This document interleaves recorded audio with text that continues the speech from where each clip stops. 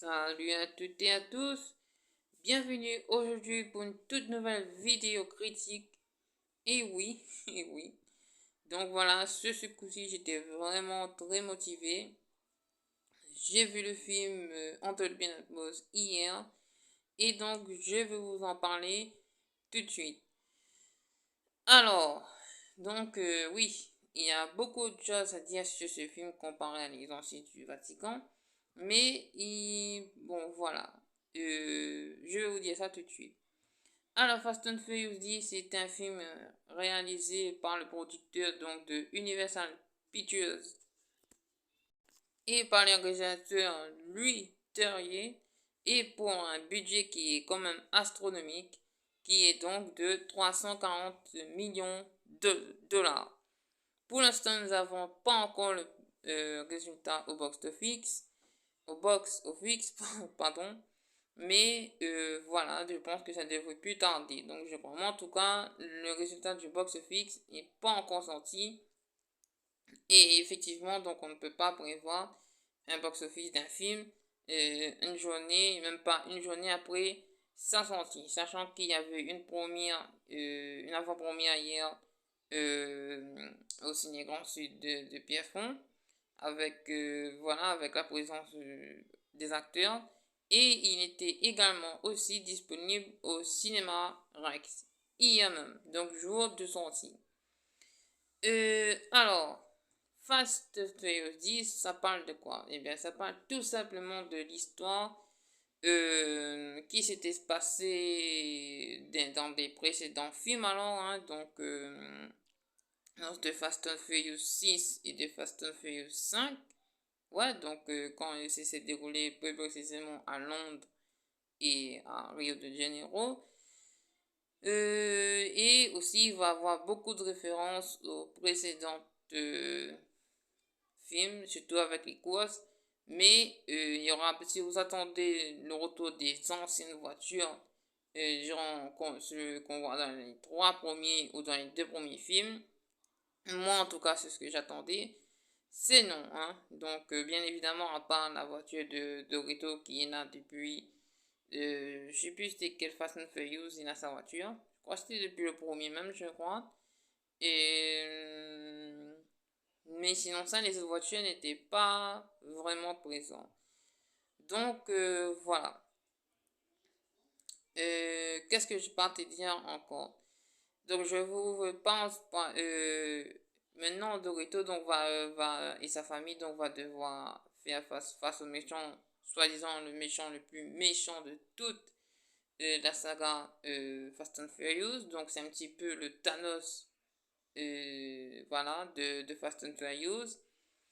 Si j'ai mis sur la miniature Avengers Infinity War, effectivement, oui, c'est bien une sorte d'Avengers Infinity War. À la fin, il n'y a pas vraiment de gagnant. Il n'y a pas vraiment de perdant non plus.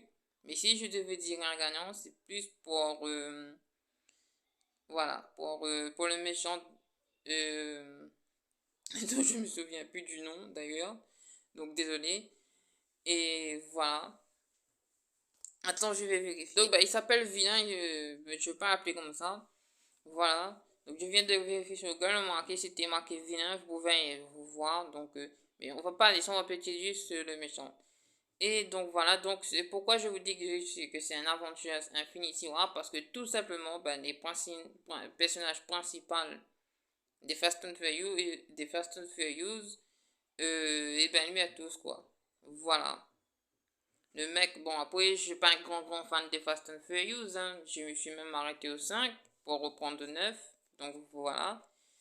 J'ai la plupart oublié certainement des personnages. Voilà, donc presque toute la famille, il pète tout. Presque toute sa famille, je crois qu'il n'y a que Dorito, sa femme, et puis le personnage, donc Captain Marvel joue qui reste en vie encore. Captain Marvel, elle est blessée sur la fin. Donc voilà. Je dis Captain Marvel, je sais plus son nom. Et donc voilà. Mais franchement, après, le film se finit vraiment sur un cliffhanger. Vraiment, c'est. Bon, il n'y aura pas spoil dans cette vidéo, je vais quand même vous laisser découvrir le film. Mais ça se finit vraiment sur un énorme cliffhanger. Comme quoi, c'est vraiment l'Avengers Infinity War. Mais le méchant n'a pas totalement gagné la bataille, quoi. Puisque Dorito et sa famille se sont quand même bien débrouillés, même s'ils meurent tous. Donc voilà. C'est pas comme dans Avengers Infinity War où ils étaient vraiment en galère. Quoique, si, ils étaient vraiment en galère, mais ça, je ne veux pas le spoiler non plus. Il va y avoir une scène qui est vraiment impressionnant dans le film, hein, surtout qui se passe au côté de Rome. Pour ceux qui ont déjà vu, ils savent qu'est-ce qui se passe à Rome. Donc voilà. Mais sinon ça, ils sont vraiment quand même bien galérés. Surtout, hein. À un moment donné, on avait cru vraiment qu'ils allaient perdre, hein. Mais c'est plutôt à égalité, je dirais, vraiment. Là, franchement, c'est du... Allez, c'est 50 pour Dorito et 51 pour le méchant, quoi. C'est voilà, c'est presque à égalité. Donc, voilà. Après, on repart aussi dans ce qui était Fast and Furious au début, hein, les courses inégales. Il y aura une course. Donc, voilà, c'est plutôt pas mal non plus. Donc, belle référence aux trois premiers films, en tout cas. Et voilà, de ce que... À un moment donné, ce qui m'a fait rire, tellement... Il y avait tellement d'explosions et tout, j'avais l'impression que le sol et le plafond tremblaient. Donc bon. Donc voilà, dites-moi dans les commentaires si vous aussi, vous, dans la salle de cinéma, c'est comme ça que vous allez juste en 7.1 ou en Dolby Atmos, ou voire même pour certains en IMAX. Hein? Donc voilà. Donc voilà. Et maintenant, donc, nous allons découvrir donc la note critique presse et critique audience, donc, de ce que le public a pensé donc de ce Fast and Furious X. Alors, nous allons voir ça tout de suite. Donc voilà, la note de critique presse est de 2,9 sur 5. Ce qui est quand même bien bas. Hein?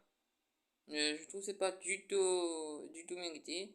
En revanche, là, la note spectateur qui s'en rapproche beaucoup plus de ce que le film vaut vraiment est de 3,5. Donc voilà, donc là la note franchement elle est beaucoup mieux. Heureusement encore une fois que le spectateur sauve le film.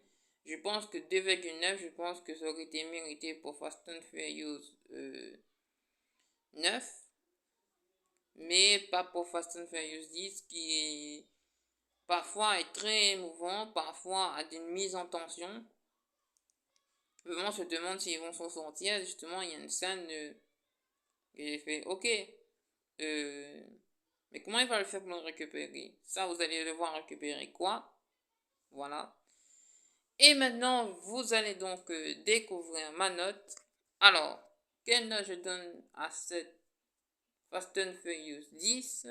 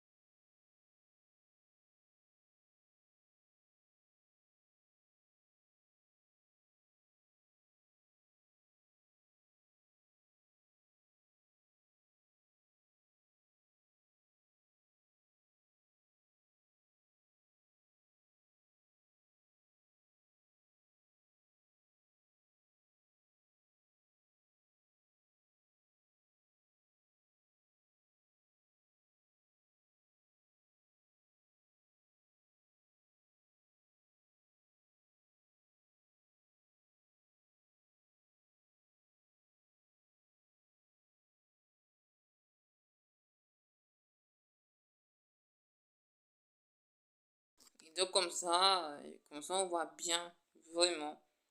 Surtout qu'on est censé voir le début de mort sur une max, on est censé voir de bien voir le nom. Deviner, c'est surtout très important.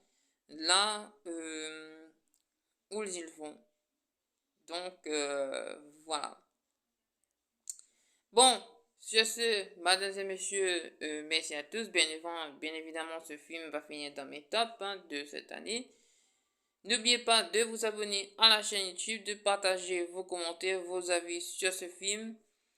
La prochaine fois, on critiquera les Chevaliers des Zodiac. Merci et à très bientôt.